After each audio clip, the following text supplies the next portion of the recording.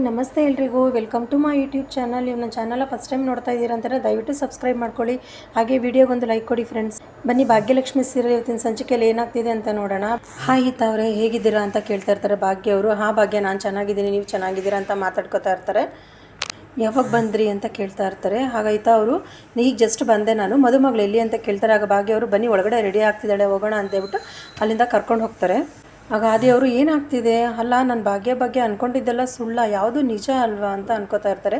ಇದರಲ್ಲಿ ನಿಜ ಯಾವುದು ಸುಳ್ಳು ಯಾವುದು ಅಂತ ನನಗೊಂದು ಗೊತ್ತಾಗ್ತಾ ಇಲ್ಲ ಅಂತ ಹೇಳ್ಬಿಟ್ಟು ಅನ್ಕೋತಾ ಇರ್ತಾರೆ. ಈ ಕಡೆ ಸುಂದರಿ ಅವರು ಪೂಜೆನ ರೆಡಿ ಮಾಡ್ತಾ ಇರ್ತಾರೆ. ಆಗ ಅಲ್ಲಿಗೆ ಈತ ಅವ್ರು ಬರ್ತಾರೆ. ಮದುಮಗಳು ರೆಡಿನಾ ಅಂತ ಅಂದ್ಕೊಂಡು ಒಳಗಡೆ ಬರ್ತಾರೆ. ಆಗ ಓ ಮಿತ ಬನ್ನಿ ಅಂತ ಅಂದ್ಬಿಟ್ಟು ಸುಂದರಿ ಅವ್ರು ಕರಿತಾ ಇರ್ತಾರೆ. ಎಲ್ಲರೂ ಮಾತಾಡ್ಕೊಂಡು ಖುಷಿಯಾಗಿರ್ತಾರೆ. ಆಗ ಅಲ್ಲಿಗೆ ಕನಿಕಾ ಮತ್ತು ಮೀನಾಕ್ಷಿ ಅವ್ರು ಬರ್ತಾರೆ. ಅವ್ರು ಒಡವೆಗಳನ್ನ ತೊಗೊಂಡು ಬಂದಿರ್ತಾರೆ. ಕನಿಕಾ ಅವರು ಪೂಜಾನ ನೋಡ್ಬಿಟ್ಟು ಏನು ಇಷ್ಟು ಸಿಂಪಲಾಗಿ ರೆಡಿ ಆಗಿದೆಯಾ ಅಂತ ಹೇಳ್ಬಿಟ್ಟು ಬೈತಾ ಇರ್ತಾರೆ. ಅದಕ್ಕೆ ಪೂಜಾ ಅವರು ಇಲ್ಲ ಅಲ್ವಾ ನಾನು ತುಂಬ ಚೆನ್ನಾಗಿ ರೆಡಿ ಆಗಿದ್ದೀನಿ, ಅದು ತುಂಬ ಚೆನ್ನಾಗಿದೆ ಅಲ್ವಾ ಅಂತ ಇರ್ತಾರೆ.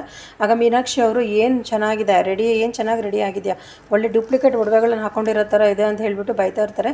ತಗೋ ಇದರಲ್ಲಿ ಡೈಮಂಡ್ ಒಡವೆಗಳಿದೆ, ಇದನ್ನೆಲ್ಲ ಹಾಕೋ ಅಂತ ಹೇಳ್ಬಿಟ್ಟು ಹೇಳ್ತಾರೆ. ಆಗ ಪೂಜಾ ಅವರು ಇಲ್ಲ ನನಗಿದೆ ತುಂಬ ಚೆನ್ನಾಗಿದೆ, ಇದೇ ಇರಲಿ ಇದನ್ನೇ ನಾನು ಹಾಕೋತೀನಿ ಅಂತ ಹೇಳ್ತಾಳೆ.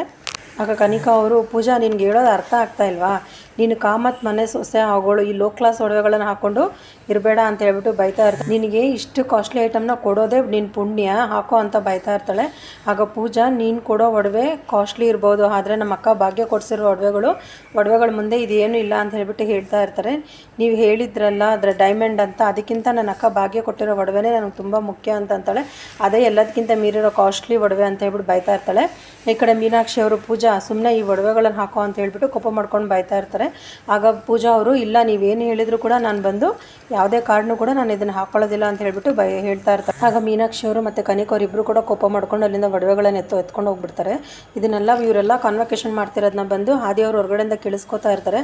ಆಗ ಆದಿಯವರು ಪೂಜಾ ನಮ್ಮನೆಯಿಂದ ಕೊಟ್ಟಿದ್ದು ಇಷ್ಟು ಕಾಸ್ಟ್ಲಿ ಒಡವೆಗಳನ್ನು ಬೇಡ ಅಂತ ಅಂತಿದ್ದಾಳೆ, ಅಕ್ಕ ಕೊಟ್ಟಿರೋ ಒಡವೆನೇ ತುಂಬ ಮುಖ್ಯ ಅಂತ ಅಂತಿದ್ದಾಳೆ. ಇವರೆಲ್ಲ ದುಡ್ಡುಗೋಸ್ಕರ ಆಸೆ ಪಡೋ ಫ್ಯಾಮಿಲಿ ಅಂತ ನಾನು ಅಂದ್ಕೊಂಡಿದ್ದೆ, ಬಟ್ ಸೆಲ್ಫ್ ರೆಸ್ಪೆಕ್ಟೇ ತುಂಬ ಇಂಪಾರ್ಟೆಂಟ್ ಅಂತ ಇದ್ದಾರಲ್ಲ. ನಾನು ಈ ಭಾಗ್ಯ ಮನೆಯವ್ರನ್ನೇನೋ ಅಂತ ಅಂದ್ಕೊಂಡಿದ್ದೆ, ಆದರೆ ಇಲ್ಲಿ ಬೇರೆಯೇ ಆಗ್ತಿದೆ, ನಾನೇ ಮಿಸ್ಅಂಡರ್ಸ್ಟ್ಯಾಂಡಿಂಗ್ ಮಾಡ್ಕೊಂಡಿದ್ದೀನಿ ಅಂತ ತುಂಬ ಫೀಲ್ ಮಾಡ್ಕೋತಾ ಇರ್ತಾನೆ. ಅವ್ರ ಕಸಿನ್ ಹತ್ರ ಮಾತಾಡ್ತಾ ಇರ್ತಾರೆ.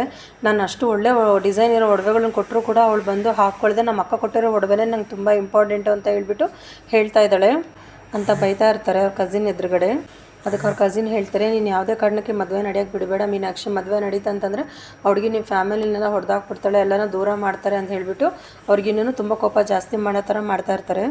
ಆಗ ಮೀನಾಕ್ಷಿ ಅವ್ರು ಹೇಳ್ತಾರೆ, ಮದುವೆ ನಡೆದೇ ಇರೋದು ನಮಗೆ ಎಷ್ಟು ಮುಖ್ಯನೋ ಅದು ಪೂಜಾ ಕೂಡ ಅಷ್ಟೇ ಮುಖ್ಯ ಆಗಿರಬೇಕು. ಯಾಕಂತಂದ್ರೆ ಅವಳು ನಮ್ಮ ಮನೆಗೆ ಮದುವೆ ಆಗಿ ಬಂದ್ಲು ಅಂತಂದರೆ ಅವಳು ಮಹಾರಾಣಿಯಾಗಿ ಲಕ್ಸುರಿ ಲೈಫ್ ಅಂತ ಅವಳು ಬಾಳಕ್ಕೆ ಆಗೋದೇ ಇಲ್ಲ, ಅವಳ ಜೀವನದಲ್ಲಿ ಪಡಬಾರ್ದಂಥ ಕಷ್ಟ ನಾನು ಪಡಿಸ್ತೀನಿ ಅಂತ ಹೇಳ್ಬಿಟ್ಟು ಹೇಳ್ತಾ ಇರ್ತಾಳೆ. ಮನೆ ಕೆಲಸದೊಳಗಿಂತ ತುಂಬ ಕೀಳಾಗಿ ಅವಳ ನಡೆಸ್ತೀನಿ ಅಂತ ಹೇಳ್ಬಿಟ್ಟು ಅನ್ಕೋತಾ ಇರ್ತಾಳೆ. ಅವಳಾಗೆ ಮನೆ ಬಿಟ್ಟು ಹೋಗ್ಬಿಡ್ಬೇಕು ಅಂತ ಹೇಳ್ಬಿಟ್ಟು ಅವ್ರ ಕಸಿನ್ ಹತ್ರೆಲ್ಲ ಹೇಳ್ತಾ ಇರ್ತಾರೆ. ಆಗ ಸಡನ್ನಾಗಿ ಎಲ್ಲಿಗೆ ಮಹಿಕ್ ಅವ್ರು ಬರ್ತಾರೆ.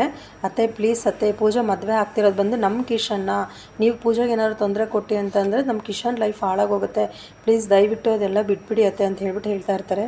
ಆಗ ಮೀನಾಕ್ಷಿ ಅವರು ನಾನು ಅವಳನ್ನ ಪ್ರೀತಿ ಮಾಡೋಕ್ಕೆ ಅಂತ ಹೇಳಿದ್ನಾ, ನಾನು ನೀನು ಒಳ್ಳೆ ಹುಡುಗಿನ ನೋಡಿ ಮದುವೆ ಮಾಡ್ತೀನಿ ಅಂತ ಹೇಳಿದ್ದೆ, ಆದರೂ ಕೂಡ ಅವನು ತಾನೇ ಅವಳೇ ಬೇಕು ಅಂತ ಹೇಳ್ಬಿಟ್ಟು ಹಿಂದೆ ಹೋಗ್ತಿದ್ದಾನೆ. ನಾನು ಅಣ್ಣಂಗೆ ಕೂಡ ಎಷ್ಟೋ ಹೇಳಿದ್ದೀನಿ, ಆದರೂ ಅವನು ಕೂಡ ಒಪ್ಕೊಂಡೇ ಇಲ್ಲ, ಅವನು ಕೂಡ ಮದುವೆ ಮಾಡಬೇಕಂತ ತಾನೇ ಇದು ಮಾಡ್ತಾನೆ. ಯಾವುದೇ ಕಾರಣಕ್ಕೂ ಪೂಜಾನ ನಾನು ನನ್ನ ಮನೆ ಸೊಸೆ ಅಂತ ಒಪ್ಕೊಳ್ಳೋಕೆ ಚಾನ್ಸೇ ಇಲ್ಲ ಅಂತ ಇರ್ತಾರೆ. ಅವಳು ಯಾವುದೇ ಕಾರಣಕ್ಕೂ ನಮ್ಮ ಮನೆಗೆ ಸೆಟ್ ಆಗೋದಿಲ್ಲ, ನಮ್ಮ ಮನೇನ ಹೊಡಿತಾಳೆ ಅಂತ ಹೇಳ್ಬಿಟ್ಟು ಬೈತಾ ಇರ್ತಾರೆ. ಪೂಜಾ ಅವ್ರು ಗೌರಿ ಪೂಜೆ ಮಾಡ್ತಾ ಇರ್ತಾರೆ. ಮದುಮಗಳು ಅಮ್ಮ ಬನ್ನಿ ಅಂತ ಹೇಳ್ಬಿಟ್ಟು ಪುರೋಹಿತರು ಕರೀತಾರೆ. ಹಾಗೂ ಸುನಂದ ಅವರು ಪೂಜೆಗೆ ಅರ್ಶಿನ ಕುಂಕುಮ ಇಟ್ಬಿಟ್ಟು ಬಾಗಿನ ಕೊಡ್ತಾರೆ.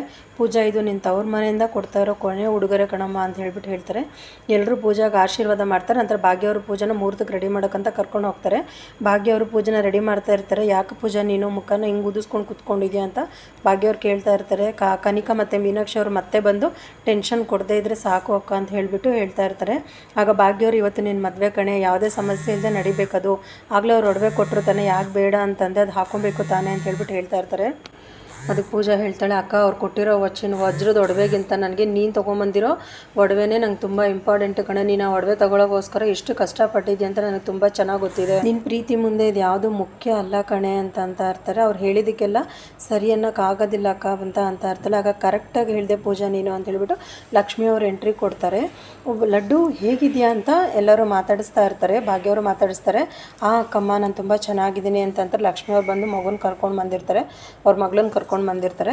ಆಗ ಅವ್ರ ದೊಡ್ಡಮ್ಮನ ಹತ್ರ ಎಲ್ಲ ದೊಡ್ಡಮ್ಮ ಹೇಗಿದ್ದೀರಾ, ದೊಡ್ಡಪ್ಪ ಹೇಗಿದ್ದೀರಾ ಅಂತೆಲ್ಲ ಮಾತಾಡ್ತಿರ್ತಾರೆ. ಆಗ ಗುಂಡಣ್ಣವ್ರು ಕೂಡ ಅಲ್ಲಿಗೆ ಬರ್ತಾರೆ.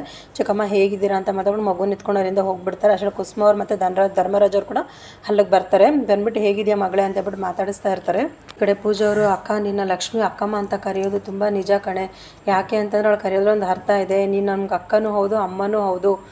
ನಮ್ಮ ಪ್ರತಿಯೊಂದು ಸಮಸ್ಯೆಗೂ ನೀನು ನಮ್ಮ ಜೊತೆಲಿ ನಿಂತಿರ್ತೀಯ. ನಮ್ಗೆ ಏನು ಬೇಕು ನೋಡಿ ನೀನು ಮಾಡ್ತೀಯ. ನೀನೇ ನಮ್ಗೆ ನಿಜವಾದ ತಾಯಿ ಅಕ್ಕ ಅಂತ ಹೇಳಿಬಿಟ್ಟು ಅಂತ ಇರ್ತಾರೆ.